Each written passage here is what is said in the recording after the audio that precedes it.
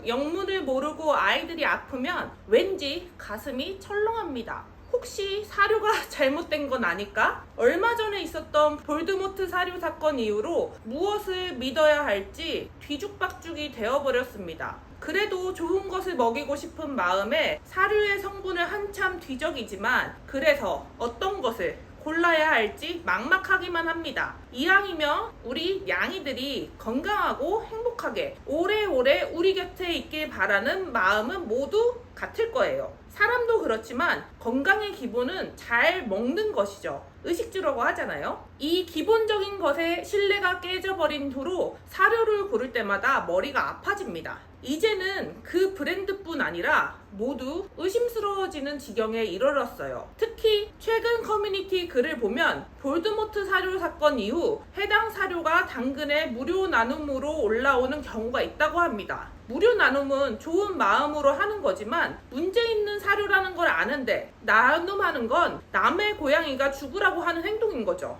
아주 못된 사람들. 이런 글을 보면 열이 치받습니다. 볼드모트 사료 사건 영상을 보시고 사료에 대한 큰 걱정을 하시는 분들이 많았습니다. 볼드모트 사료 사건 이후 관심이 줄어들어 피해글은 거의 올라오지 않지만 쿠팡 등에 검색해보면 해당 제조사의 사료는 아직도 뻐젓이 판매 중입니다. 시중의 사료는 종류가 너무 다양하게 판매되고 있어 어떤 사료가 안전하고 우리 고양이가 좋아할지 판단하기 어려운 상황입니다. 저 역시 고양이를 처음 반려했을 때 어떤 사료를 선택해야 할지 막막했던 기억이 있습니다. 모든 보호자들이 바라는 것은 가장 안전하고 우리 고양이들이 맛있게 먹을 수 있는 사료를 선택하는 거라는 걸 압니다. 그래서 오늘은 늘 애매했던 그 주제, 고양이 사료 선택 기준에 대해 명확히 설명해 드리려고 합니다. 이 영상 통해 사료 선택 기준을 정리하고 우리들의 사랑스러운 고양이에게 가장 알맞는 사료를 선택하는 데 도움이 되길 바랍니다.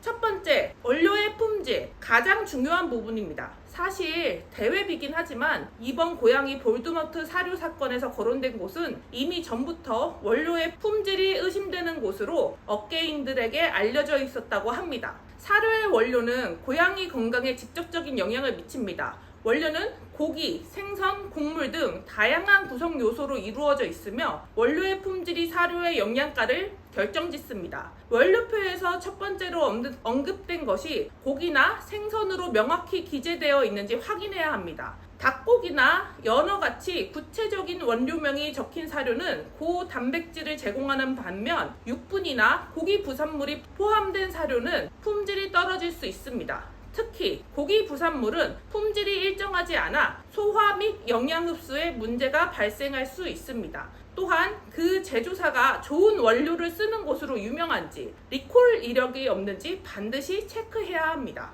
고생했어. 퇴근. 두 번째, 고양이의 나이와 몸 컨디션에 맞춘 사료 선택. 키튼, 어덜트, 시니어. 고양이 사료는 연령과 생리적 상태에 따라 다양한 영양 요구를 충족시켜야 합니다. 새끼 고양이에겐 빠른 성장과 발달을 지원하기 위해 고단백, 고지방 사료가 필요합니다. 이 시기의 고양이는 에너지가 많이 필요하고 주요 영양소의 비율이 성묘와 다릅니다.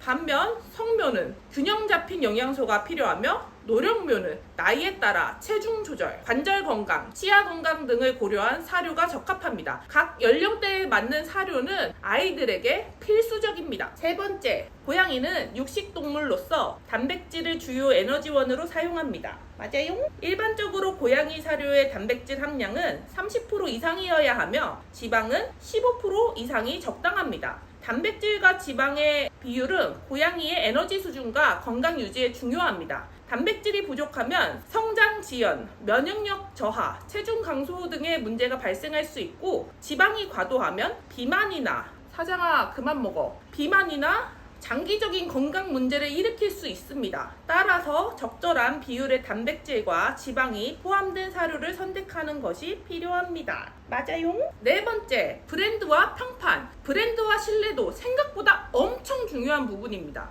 오랜 역사를 가진 브랜드는 일반적으로 품질이 보장되어 있는 경우가 많습니다. 브랜드의 연구 개발, 품질 관리 체계, 소비자 리뷰 등을 참고하여 신뢰할 수 있는 브랜드를 선택하는 것이 좋습니다. 또한 해당 브랜드가 만들어진 나라에서 리콜 이력이 있는지 없는지 체크하는 것도 매우 중요합니다. 5번째, 알레르기 및 민감성. 사람만 알러지가 있는 게 아닙니다. 사람처럼 고양이도 체질이 있는데요. 고양이가 특정 성분에 알러지가 있거나 민감한 경우 해당 성분이 포함되지 않은 사료를 선택해야 합니다. 사료를 바꾼 뒤 갑자기 피부 질환이 나타나거나 그루밍을 많이 한다면 알러지 반응을 의심해 볼 수 있습니다. 알레르기 반응은 피부 문제, 소화 장애 등을 유발할 수 있으니 알레르기 유발 성분이 포함되지 않은 저알러지 사료를 선택하거나 특수 성분이 배제된 사료를 선택하는 것이 필요합니다. 6번째, 사료의 형태. 사료의 형태는 고양이의 식습관과 건강에 영향을 미칠 수 있습니다. 건식 사료와 습식 사료 각각 장단점이 있습니다. 건식 사료는 보관이 용이하고 치아 건강에 도움이 될 수 있지만 수분 섭취가 늘 부족한 고양이에게 수분을 공급해주지 않습니다. 습식 사료는 수분 섭취를 증가시킬 수 있으나 가격이 비싸고 보관이 불편할 수 있습니다. 따라서 고양이의 식습관과 건강 상태에 맞는 사료의 형태를 선택하는 것이 중요합니다.